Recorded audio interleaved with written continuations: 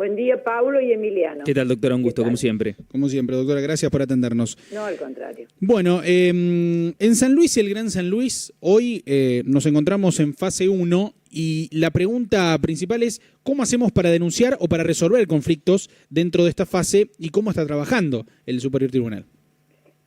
Bueno, ustedes saben que nosotros tenemos un protocolo para cada etapa, que ya está hecho hace bastante tiempo para las distintas actividades que hace el Poder Judicial. Porque ustedes piensen que en el Poder Judicial tenemos, por un lado, las denuncias, que recepcionan la oficina de denuncia o los juzgados después que la oficina de denuncia lo deriva. Después tenemos gente que trabaja íntimamente ligada con el juzgado, que son, por ejemplo, los médicos, los forenses, la gente de delito complejo, los asistentes sociales, los psicólogos, etcétera, etcétera. Y además tenemos la gente que son los oficiales de justicia o los notificadores que hacen la tarea llevando o trayendo cédulas o estas cuestiones. Bien. Esto, cada cosa tiene su protocolo, que lo han hecho ellos mismos, es decir, cada área trabajó en su propio protocolo porque no es todo igual. Claro. Entonces, cada vez que se dispone desde el comité de crisis una etapa determinada, nosotros accionamos el protocolo consecuente. O sea, por ejemplo, hoy San Luis, el Gran San Luis se encuentra en fase 1, es este protocolo. Fase 2 hay otro, fase 3 hay otro, y así a medida de las fases dispuestas por el comité de crisis. Exacto, hecho por los propios interesados. Bien. Porque nadie mejor que ellos saben dónde les aprieta el zapato. Claro. Bueno, doctora, realidad. sí. Realidad. Claro. Está bien, está muy bien. Hoy, bueno, por ejemplo, para denuncias por violencia familiar o entre otras actividades, hay predispuestas a través de la página del Poder Judicial y también a través de números de teléfono donde se puede accionar. A la gente no se la ha dejado de atender. Se evita la presencialidad, pero obviamente hay otras disciplinas para que se puedan acercar. Inclusive, a diferencia de otras provincias, San Luis es la única que nunca entró en lo que se llaman las ferias judiciales. Claro. ¿Por qué? No porque nosotros seamos revivos, es porque nosotros tenemos un sistema de expediente que corre online, de un sistema que corre online, que se ha puesto a disposición de las personas como corresponde. Entonces, cuidamos la salud de nuestros empleados, ¿de qué manera? Y bueno, por ejemplo, desde que se empezó esta pandemia, la gente que está en riesgo no va a trabajar. No va a trabajar presencialmente. Sí, por supuesto. Pero les aseguro que trabajan de su casa igual. Claro. O mejor. Les hemos provisto a los que no lo tenían de sus computadoras, porque nosotros le está despapelizado, cada empleado tiene una computadora, porque si no, no podría trabajar. Sí.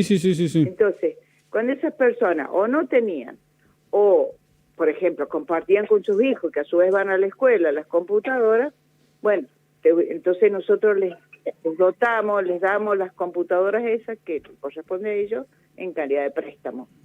Y después hemos hecho un relevamiento que nos da un resultado excelente, porque solamente una provincia como San Luis puede tener semejante cantidad de gente, de posibilidades de conectarse, ¿no?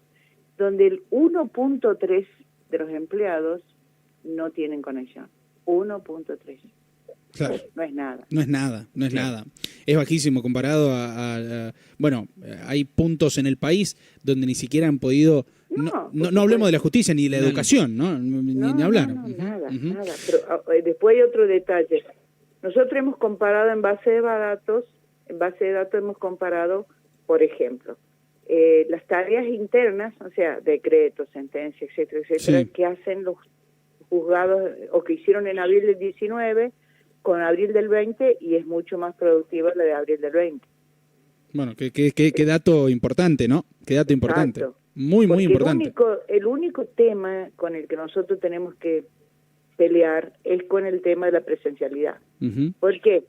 Porque hay cosas que realmente no se pueden hacer por vía web, ¿no es cierto? Entonces, por ejemplo, en la parte penal especialmente, en la parte de violencia, hay situaciones que exigen la presencialidad. Por ejemplo, para esos casos, una cámara GESEL, doctora, digo. la cámara GESEL, una indagatoria. Para esos casos también tenemos protocolo. Entonces, como la gente no está yendo a trabajar presencialmente en su gran mayoría, hemos dispuesto de otros lugares amplios, porque si no, no podemos cumplir con los 2 metros por persona. Claro. No hablemos de presencialidad, hablemos del distanciamiento.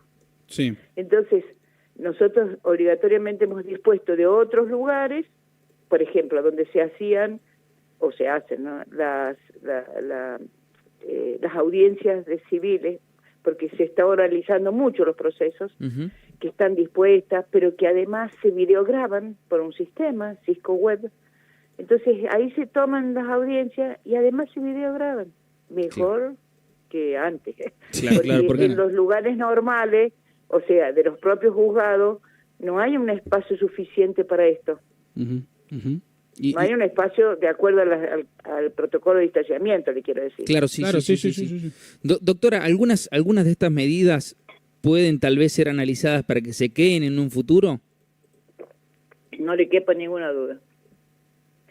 Yo creo que nosotros tenemos mucho tiempo por delante. Ayer lo escuchaba el gobernador y decía, no hemos llegado a la mitad. Confío que no esté equivocado. En este contexto, nosotros tenemos cosas que no se van a ir. Por ejemplo, el distanciamiento. Por ejemplo, el uso del tapabocas. Por ejemplo, que la gente que se acostumbre a trabajar desde su casa. A punto tal que con el gremio de judiciales, que estamos trabajando en una, digamos, en la posibilidad de dejar normado toda la... normado y ordenado, todo lo que está relacionado con el trabajo de los empleados y también de los funcionarios y los jueces. Hay un capítulo que estamos desarrollando y que ahora ya es ley, que es el teletrabajo. Claro. Porque también está de por medio la salud del trabajador. Por ejemplo, si uno se conecta a las 8 de la mañana y son las 8 de la noche y no se desconectó, en algún momento el físico va a decir basta. Claro. Sí. Entonces, tenemos que regular esto. Entonces, hoy por hoy, digamos, a cuestión de prueba y error, porque es lo que estamos haciendo. Recién escuchaba uno de ustedes que decía, hay que abrir la puerta correcta, que es cierto. El problema es cuando no sabemos qué puerta abrir. Claro. Problemita. Al menos conocer qué hay en cada puerta, ofrecer esa alternativa. Claro. Bueno, en este tema de la pandemia, esto nos ha ocurrido. No sabemos qué puerta abrir, porque no tenemos aquí para dónde mirar. Miramos al pasado y nunca existió alguna cosa como esta. Claro. Bueno, entonces estamos a prueba y error. Bueno, manejamos con la intuición. Y ni hablar, de pensar, bueno, usted hablaba de algunas cosas que ya no van a ser igual. Una de ellas es, por ejemplo, un resfrío no va a ser visto nunca más de la misma manera que se veía antes, ¿no? Por cierto que no. Porque antes, total, con todo y resfrío vamos a trabajar. Claro. Hoy olvídate. Hoy te tenés que quedar en tu casa, aunque sea un resfrío. Sí. Porque fíjate vos que otras cosas que se han modificado o resultados, como por ejemplo las curvas en invierno de las enfermedades pulmonares y los simples resfríos, ¿cómo bajó? Claro, con el simple uso del tapabocas. Sí, el tapabocas, que no nos juntemos tanto. Yo en realidad creo que tenemos que acostumbrarnos a estas cuestiones. Por ejemplo, nosotros somos una familia muy numerosa, pero sí, somos muchos y somos muy familiares.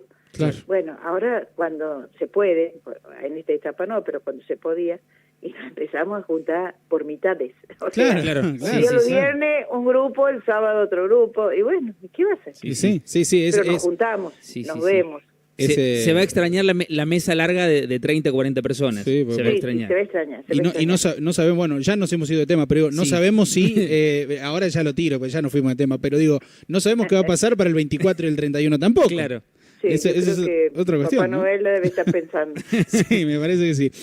Doctora, para traerla de vuelta al tema, las actividades judiciales se encuentran suspendidas hasta el 11 de septiembre y de allí se verá, me imagino, dependiendo de las determinaciones. La actividad presencial. Claro, la actividad presencial. La etapa 1. Estamos en la etapa 1. Estamos en la etapa 1. Hasta el 11 de septiembre y allí vamos a ver.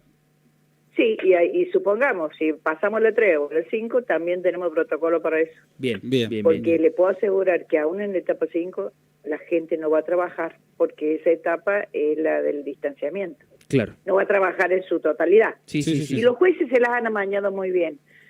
Por ejemplo, la gente que sí puede trabajar porque no está en grupo de riesgo, si yo tengo 10 empleados, unos van lunes y miércoles, el otro martes y jueves, o sea, ellos tienen amplia libertad y se han arreglado con los empleados con muchísima solidaridad, pero muchísima solidaridad. Realmente yo en ese punto me siento orgullosa, tanto de nuestros funcionarios, jueces, como de los empleados. No hemos tenido ningún problema en ese punto.